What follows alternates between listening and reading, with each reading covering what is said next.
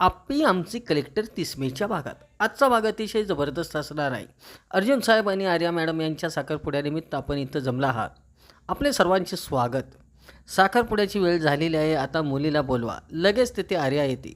आजगावचे सुपुत्र अर्जुन वर्षा विनायक कदम यांचा पुण्यातील कुमारी आर्या विपिन राऊत यांच्याशी साखरपुडा होणार आहे. अमोल सर्व आठवते. तर आपण साखरपुड्याला सुरुवात करूया. अपर्णा पळत निघते. इकडे कार्यक्रमास सुरुवात होते. आर्या अर्जुनच्या बोटामध्ये अंगठे घालते. अमोल इकडे यायला निघतो. चिंचुके म्हणतात, साहेब आता तुम्ही घाला. अर्जुन आर्यास अंगठी घालणार तोच सिम्बा आवाज देतो, मास्टर सरकार लाईट घालवतात. स्वप्नील म्हणतो, लाईट कस काय गेली? अरे जनरेटर लावा जनरेटर. तोपर्यंत सिम्बा अर्जुनच्या मिठीमध्ये जातो. अर्जुन म्हणतो, सिम्बा काय झालं बाळा? सिम्बा म्हणतो, भीती वाटते मला. अरे घाबरायचं नाही, मी आहे नाही तर. हे बघ सिम्बा, आता लाईट आली, आता अजिबात नाही घाबरायचं. चिंचोके म्हणतात, आपण कार्यक्रम उरकून घेऊ. आर्या मॅडम थांबल्यात. सिम्बा कार्यक्रम होऊपर्यंत चिंचोके काकाजवळ थांबायचं. चिंचोके अमोलला बाहेर घेऊन येतो. दुसरीकडून अपर्णा तेथे येते. चिंचोके म्हणतो, मॅडम याला सांभाळा. स्वप्नील म्हणतो, अर्जुन तू का आता आर्याला अंगठी घाल. अर्जुन आर्याला अंगठी घालतो. अर्जुन कदम आणि आर्या राऊत यांचा साखरपुडा संपन्न झाला. स्वप्नीलचे सरकारकडे लक्ष जाते. सरकारची आणि स्वप्नीलची नजरानजर होते. सरकार रुक्मिणीस म्हणतात, चल निघ इथून. अपर्णा अमोलला म्हणते, चल घरी गाडीत बस. अपर्णा चिंचोकेस म्हणते, भाऊजी 7 वर्षात अशी परिस्थिती नाही आली हो. तुम्ही 7 वर्षापूर्वी थांबला असता तर आज आपण इथं नसतो. अपर्णा गाडीत बसते. अमोल गाडीत बसलेला असतो. अमोल मनातले मनात म्हणतो, बा तू काळजी करू नको, आता फक्त साखरपुडा झाला, मी तुला आणि बाबाला एकत्र आणील. दुसरीकडे दिप्या बसलेला असतो. शेजारीच मोना डान्स करत असते. अपर्णा आतमध्ये नाश्ता तयार करायचं काम करत असते. तिथे बापू येतात आणि म्हणतात, दिप्या तुझ्या बायकोला सांग जरा मोबाईल लांब ठेवायला. मोना म्हणते, मी वंशला म्हणाले होते मदत करू का? त्या नको म्हणल्या. मी कशी मदत करू मग? ती नको म्हणाली, मग आपण काम करायचंच नाही का? मोना म्हणते, आओ ऐकलं का, सारखं बोलत असतात मला हे. तुम्ही नुसती बसा, काही बोलू नका. बापू दिप्याला म्हणतात, तू परत मला समजायला आला होय. अपर्णा सर्वांसाठी नाश्ता आणते. दिप्या म्हणतो, दिदे तू बी नाश्ता कर की. नको मला पित्त झालं, तुम्ही खा, मी ज्यूस पिले आत्ताच. बापू म्हणतात, आप्या अर्जुनचा साखरपुडा झाला म्हणून नाराज आहे का तू?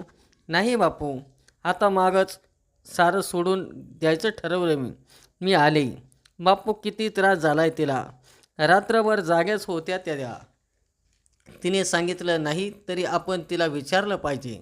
नाही बापू, दीदीला नाही दाजीला विचारलं पाहिजे. म्हणजे मी जाऊन विचारणार आहे दाजींना, नाही तर घरातले कोणाला तरी.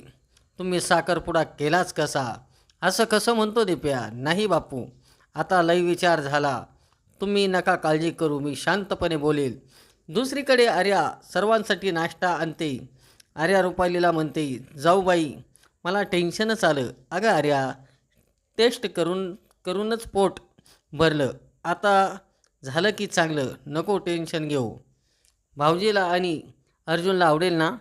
आर्या, एवढी जर भाऊजींची काळजी घेतली ना, भाऊजी प्लेटसुद्धा खातील.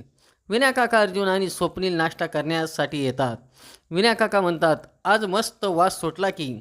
रुपाली म्हणते, मामाजी आज नाश्ता कोणी केला माहिती आहे का? तुमच्या धाकट्या सुनबाईने. आर्या सर्वांना नाश्ता देते आणि म्हणते, कसा झाला सांगा बरं का. आर्या अर्जुनला म्हणते, अरे कुठं हरवलाय? रुपाली म्हणते, भाऊजी लवकर खाऊन सांगा, मगच आर्याचा जीव भांड्यात पडेल. मस्तच झालं ना आसन. स्वप्नील म्हणतो, झालाय, सुगरम बायको मिळाली तुला. विनय काका म्हणतात, आर्या मस्त झाला. अर्जुन म्हणतो, छान झालाय, एकदमच छान झाला. आर्या म्हणते, एवढंच? अर्जुन, मागे एकदा तू अपर्णाने केलेल्या आळू वड्यांची तारीफ करत होता आणि मी केलेला उपमा फक्त छान. अगं आर्या, मी फक्त एकच घास खाल्ला, सांगतो ना तुला. मी सॉरी असं नव्हतं बोलायला पाहिजे होतं मी.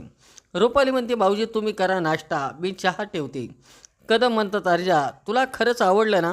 हा, जुन्या गोष्टी सगळ्या डोक्यातून काढून टाकायच्या. आर्या म्हणते, मी असं सगळ्यांसमोर नव्हतं बोलायला पाहिजे होतं. अगं लग्न होणार आहे तुमचं. जाऊ बाई, अर्जुनला सगळ्यात जास्त काय आवडतं? फेरणी. ती कशी करतात मी शिकवते, तुला सगळं शिकवते. आणि तू केलेली फेरणी खाऊन भाऊजी सारं विसरून जातील. इकडे सर्वजण नाश्ता तयार करत असतात. अर्जुनला फोन येतो चिंचोकेचा. मी लगेच आलो. अरे आत्ताच्या केसमधील टीप आली, मला निघायचं लगेच. हो ठीक आहे मामा, मी तुझ्यासाठी काय आणलं रे? काय रे? चॉकलेट. आज कसं काय? मामा खा तर मग सांगतो मी. आता सांग तुला काय हवंय?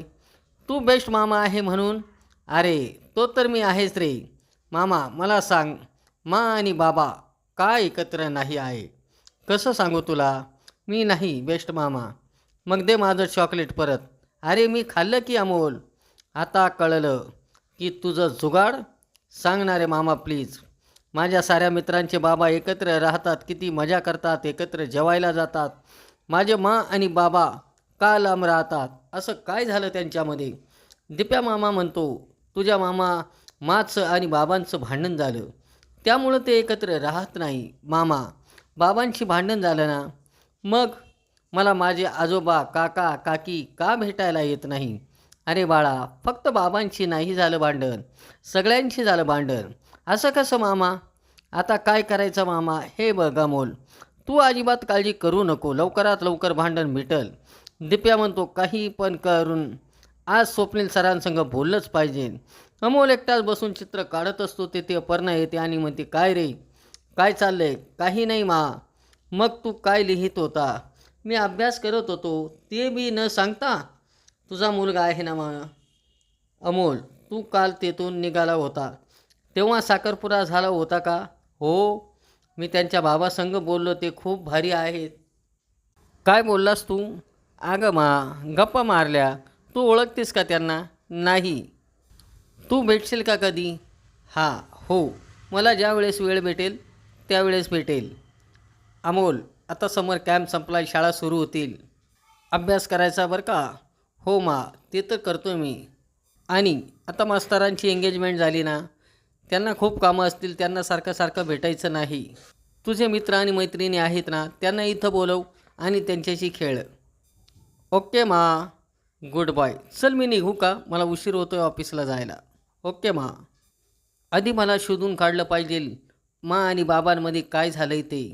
आजचा भाग कसा वाटला ते लाईक करा, शेअर करा आणि आमच्या चॅनलला सबस्क्राईब करा.